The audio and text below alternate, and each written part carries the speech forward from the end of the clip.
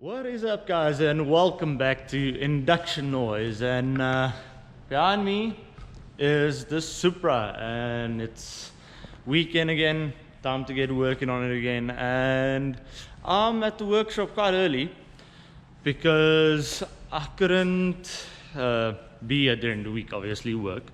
But what I would like to do before everyone gets here today, because I believe all of the boys is going to be here today, which is great. But as you might have noticed in the previous video, we have a leak on the Supra, and it's a water leak. Now, I never knew this, so just to premise, we don't really know what we're doing, but we kind of know what we're doing, but we don't know what we're doing. Anyways, so there's a little hole on the bottom of a water pump, which I don't know why it's there. I don't know if it's there to like almost be a precaution, like hey, your water pump's giving up, or why it's there. Maybe someone in the comments can tell me. But basically, I think from standing for 10 years, all the rubbers inside of the water pump has gone brittle and it's leaking there. So I would like to try and get the water pump out and get to some of the auto shops before they close to see if I can get a water pump for us for today. But I've got a surprise for the guys as well. The one thing I did do during this week was get the slave and master cylinder back in and start bleeding the clutch. So let me push the car out and quickly show you, because I think we might have a driving car today. Not sure, but let me show you quickly. So have a look here. What I did, so I put in one of the seats again so that we can, if it drives, actually drive it. But if you can check down here, we've got throttle, we've got brake, and now we've got a clutch that comes back. Now it doesn't come back fully, it's kind of got a bit there that it can come back still, but I can't seem to bleed it further, so I think we'll try it like that. And then maybe when the boys is here, one of them maybe knows how to adjust the clutch.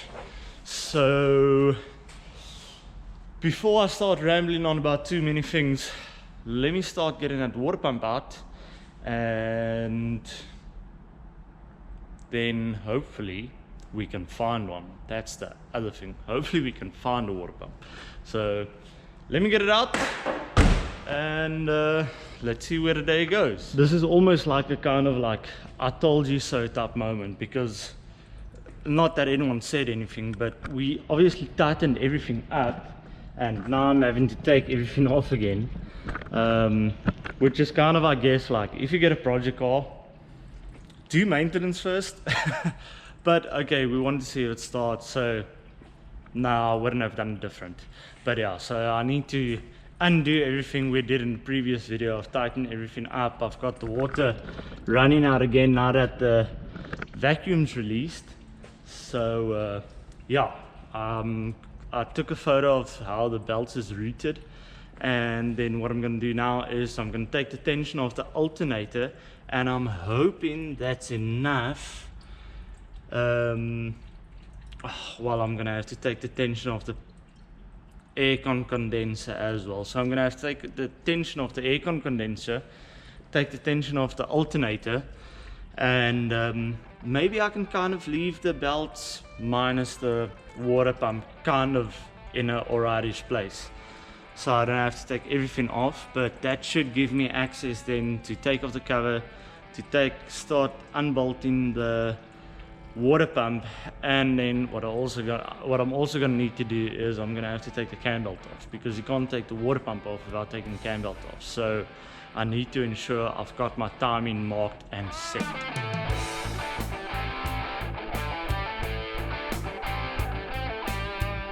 I've got the pulley off now, so you will see there's the water pump, but this bracket's in the way of the bolt there, and this entire cover is in the way of, well, a lot of bolts that's there, and then the cam belt's obviously in the way.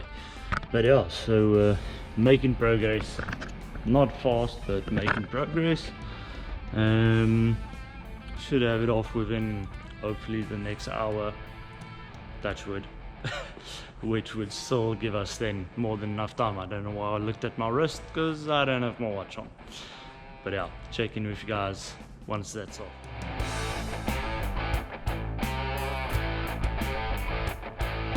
Just to show you guys before I go too far what I'm doing as well in the time,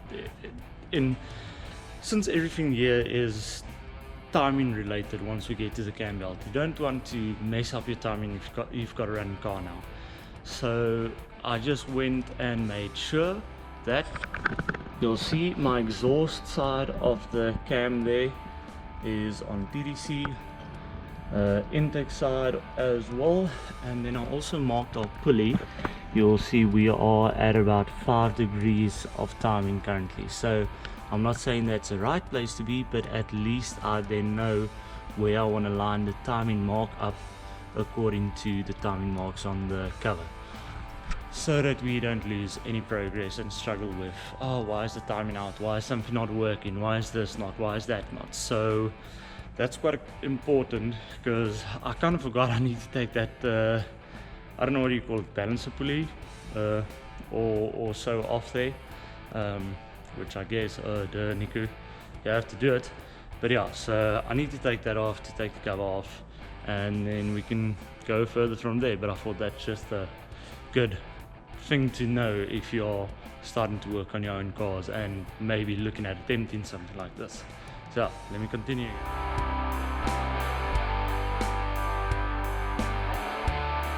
Remember when I said, yeah, our one's gonna be out?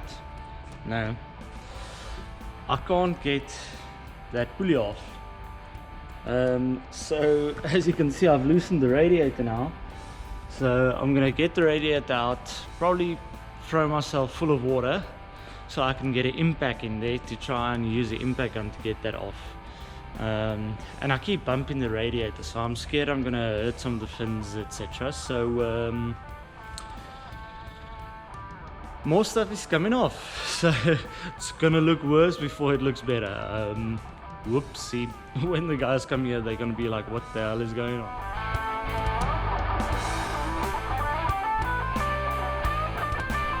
Right, that was one of those moments of should have filmed but didn't.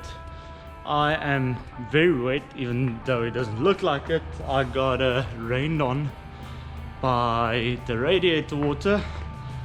But radiator is out, and now what we're gonna do is use the impact and hope that it comes off. So let's see if this works.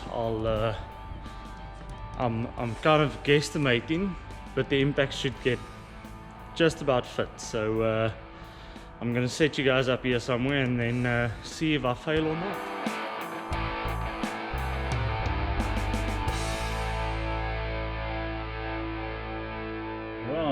So, verdict is we will maybe just about fit in here. Man, the aircon condenser is in the way.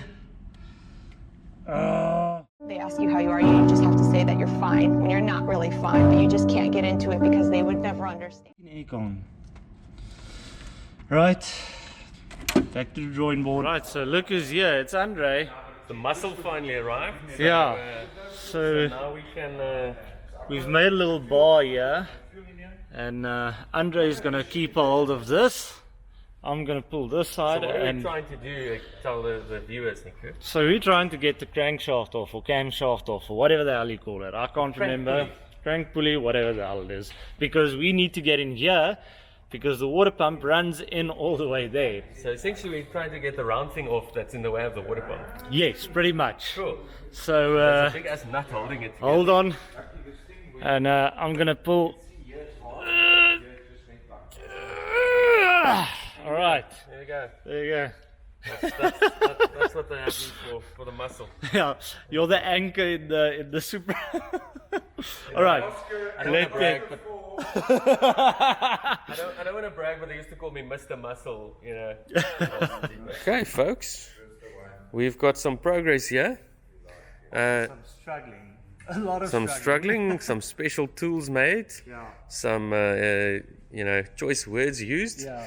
But we're very lucky to have access to everything we have here. Otherwise, we wouldn't have been able to do we went in this. a first-rate workshop. It would have been a bit more challenging at home in the garage, I think. Yeah. I don't know where that pulley is, but you can see here. You can show them here what we did.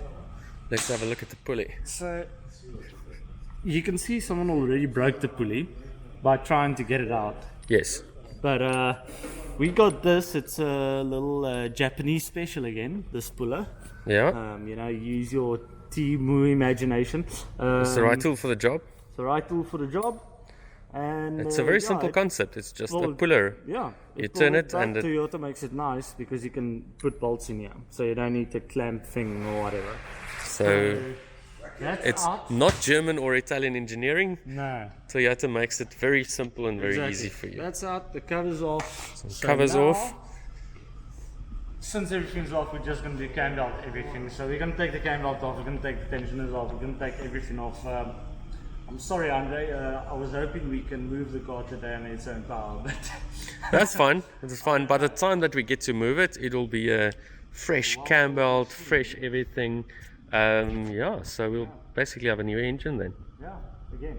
Very cool. So next up is So next up, taking off the Cambelt, taking off the Cambelt and then taking off the water pump. taking off the water pump. Yeah. Cool. Let's go for Let's get to it. Look who's coming in here. So what do we have here? What do we have here? What Poepens Vark enters here? Have you got all your? So because Niel didn't use the reliable Nissan, he drove the German car. He got some trouble, exactly. So we told him to use the Japanese car, and now he's got trouble. While I've got the two of you here, Andre, film Niel get into the car and feel out the pedals. There's some new developments. Oh, I see this one. Is it hard? Is it long? It's a semi. That's what she said. I'm upset that the seat is back in. I'm not gonna lie. I'm sorry about that. He worked so hard to break it, and now we started fixing it again. There's actually some pressure, eh? Huh? Nice. This is actually a very, you know what? It's a very Toyota clutch feel. Have you felt it? Like it's. I don't know. Like it's, I drove the Toyota here, so I will be able to tell you shortly. yeah, we'll feel it. Let me try it. let me try it. You try it. Okay. So, came here in a Toyota, and I'm getting back into a Toyota. So let's see. Yes. Does it feel familiar? This door is cock long. Look at this. This door is as long as my Alpha 4C. Yeah. We'll take up 5 minutes of video if we just scan basically across it. Yeah. We'll take a portrait picture of it later. Hey, look at that. It's quite short. It's a bit short, but it feels alright. No, it's not. It's not gonna last many donuts, I think. But yeah, it's got a positive action to it. This feels. Does it feel like a sub 130 around Killarney to you? Yeah, man. It's a 129.5. Come honest. Nice. So I told Nico earlier, I think the challenge with this car will be not to do a 135. It will be to stay above a 135. Yep. I had a mate Kuni that I ran into at the track the other day, and he races in fine cars. He's got some Porsches that he races, and we spoke about the car, and I said, yeah, we have to do 135s, and he said, well, you could always do engine management system, you know, and then that gives you like an extra 20 kilowatts or so. I'm like, well, I think the problem here is to keep the car not going any faster. Yeah, exactly. Which is a nice problem to have. We didn't have it this year with the Figo. There's a lot that one can do with this, basically. Oh, lekker, man. Oh, this is a proper nice car, man. Nice job with the interior. It wasn't a nice job. I must say, like, I looked quite hard-handed in it in the last video. Nice result of the Nice result, yeah. It does a nice result. Can't job at a nice result, yeah. We now have the car on jack stands. We jacked it up, so we should now be able to get under it and do the things one needs to do under it. Nico is trying to get the water pump off. However, very un-Toyota. The water pump needs a whole bunch of stuff to come off the engine. We took the Cambelt off, took the tensioner off, and now there's a whole bracket that he needs to take off as well. So a bit more painful than we thought. So Niel has taken off the rear brake pads. This thing was stuck, so we took it off. We'll figure out why the caliper is so sticky. And then he took off the brake pads, and they are pretty, let's just say, worn out.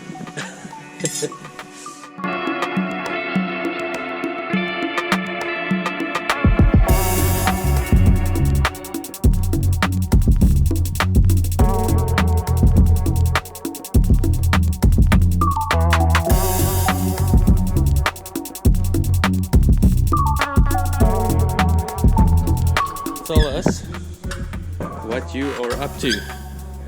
Trying to get the caliper off, just so that we can clean up, get and inspect all the various bits and bobs. And you can see the disc looks a bit like it's seen some water and some better days at some point.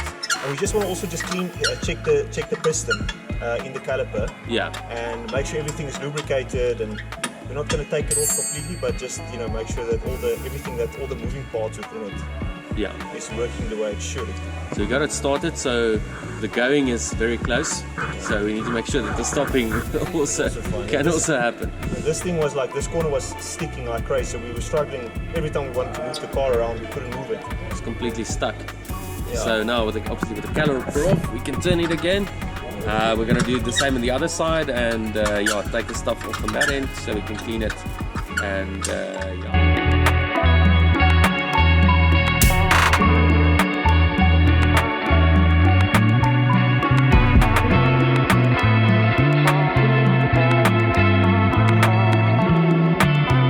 Okay, so we've taken the front wheels off, and we've noticed we have a stud missing. Fear not.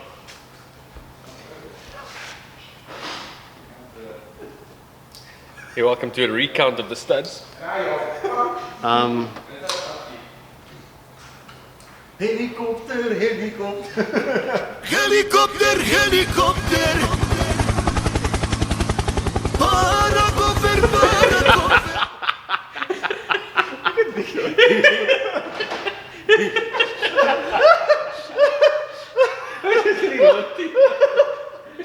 So guys, we've taken the front wheels off, obviously, to check what the brakes look like, and we've noticed something a little odd. Have a look at the size of this brake disc, and then let's just move around to the other side of the car and have a look at the size of this brake disc, and the fact that there's a gap between the caliper and the hub. So for some bizarre reason, this car has a much smaller disc on the left than it does on the right. And for the moment, I can't figure out how this caliper actually fits in the position that it does if the uprights or knuckles on both sides are the same. It doesn't make sense. We're gonna have to take everything apart and figure out what's going on there. I'm spannering. Yes. Dominating. There we go. It's loose. Grab the spanner, it's maybe easier. How seized was it? It's actually not that bad. It feels fairly fluid, and it let go pretty, Pretty easily.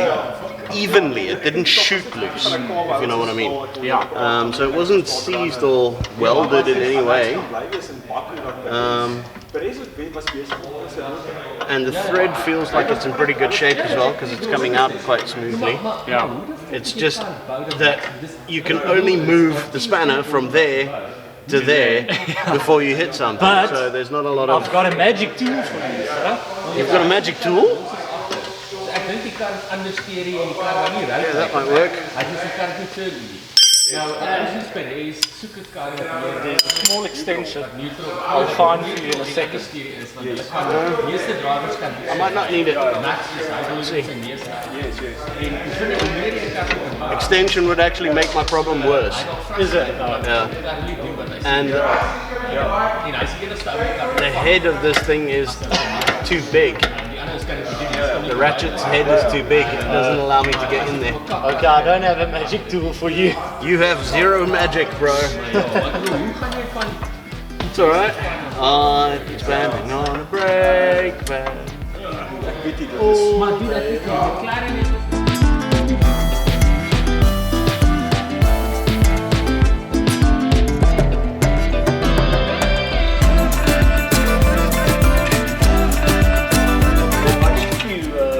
Play with a brake a bit. Let's go over to Andre and see what he's doing with that. Let me just close the plumber's butt crack. Yeah, 17 socket. Where's the socket? It's the kind of noises that a 40-something-year-old man makes when he does work. I'm 40 something, I'm not making any noises. What's your problem? I don't know. It's the way I roll.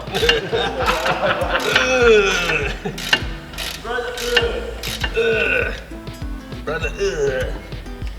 Okay. So now I need a 17 as well. Got a 17. 17 going on 43.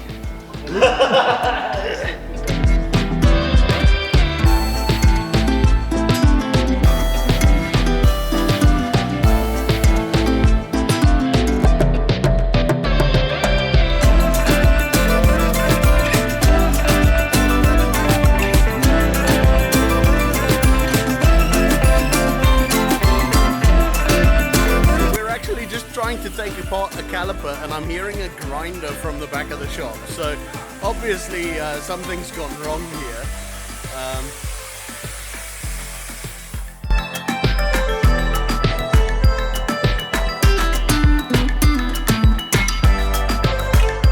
Hey! They welded it on there. Heavy. They welded a threaded rod into it. Does that not come out? No, you know what they did? They tapped it. This looks like a freaking skateboard axle that they